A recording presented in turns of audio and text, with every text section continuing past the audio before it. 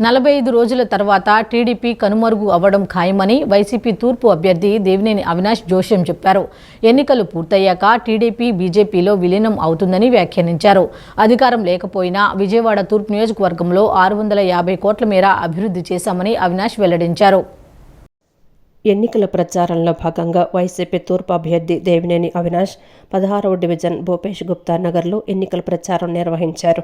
Deputy mayor బెల్లందుర్గ, కార్పొరేటర్లు YCP నాయకులతో కలిసి ఇంటింటికి వెళ్లి సమస్యలు తెలుసుకోవడంతో పాటు సంక్షేమ పథకాల లబ్ధిని ప్రజలకు వివరించారు. అనంతరం అవినాష్ మాట్లాడుతూ ఇంటింటికి ప్రచారంలో ప్రజలు అంతులేని ఆత్మీయత, అభిమానం చూపిస్తున్నారని అన్నారు. 14 సంవత్సరాలు టీడీపీ హయాంలో చేయని అనేక సంక్షేమ పథకాలు వైసీపీ 5 ఏళ్ల పాలనలో అమలు చేశామన్నారు. రిటైనింగ్ వాల్ నిర్మాణంతో కృష్ణలంక ప్రజలు సురక్షితంగా ఉన్నారని అన్నారు.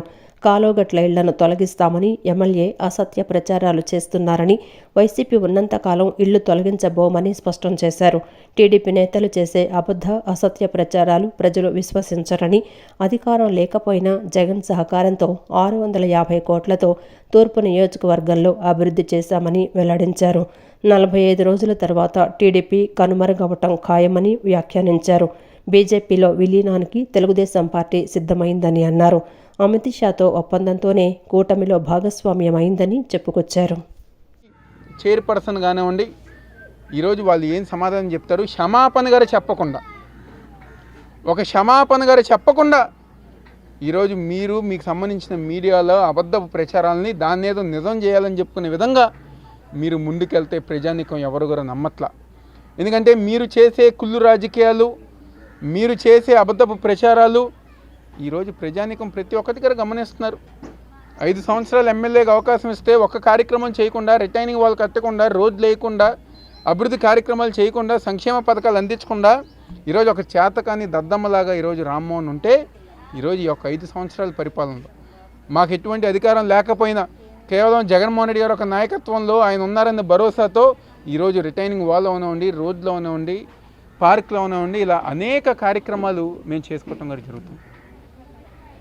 ఈరోజు వాళ్ళు ఎంతగా దిగజారిపోయారంటే ఈ ప్రాంతంలో భూపేష్ గుప్తా నగర్ ప్రాంతంలో తిరుగుతూ ఇల్లు తీసేస్తారని చెప్పని ఒక అబద్ధ ప్రచారం చేస్తున్నారు.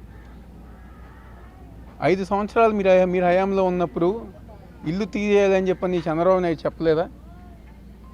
అదేవిధంగా స్వయాన ఎంపీగా ఉన్న రామ్మోహన్ ఆ రోజుల్లో ఎంపీగా విజయవాడ నగరంలో ఉన్న కాలువగట్లన్నీ గారు తొలగించాలని చెప్పని ఒక లెటర్ రాయలేదా? తెలుగుదేశం పార్టీ వారికి ఓటు అడగటానికి ఇళ్ళకెళ్ళాలంటే సంకోచం కూడా ఉంది. ప్రజల్ని ఒక భయభ్రాంతులు చేసి అభివృద్ధిని ప్రస్తావించుకోకుండా ఇల్లు పీకేస్తారనే ఒక అభద్రతా భావాన్ని కలిగిస్తూ ఉన్నారు. ప్రజలందరూ దాన్ని గమనించారు. వాళ్ళు ఏమీ చేయలేరని నిర్ధారణ అయ్యారు. ఆ అభద్రతా భావం కల్పిస్తే ఈ రోజున మీకు 150 కోట్లు పెట్టి ఒక రిటైనింగ్ వాల్ నిర్మాణం, ఆ పక్కన ఒక పార్కు, ఒక ఆహ్లాదకరమైన వాతావరణాన్ని ఈ భూపేష్ గుప్తా నగర్ వాసులకి కల్పించడం జరుగుతుంది. కళ్ళ ఎదురు ఎంత అభివృద్ధి కనపడతా ఉంటే అది కనిపించట్లేదా అని నేను తెలుగుదేశం నాయకుల్ని ప్రశ్నిస్తూ ఉన్నాను.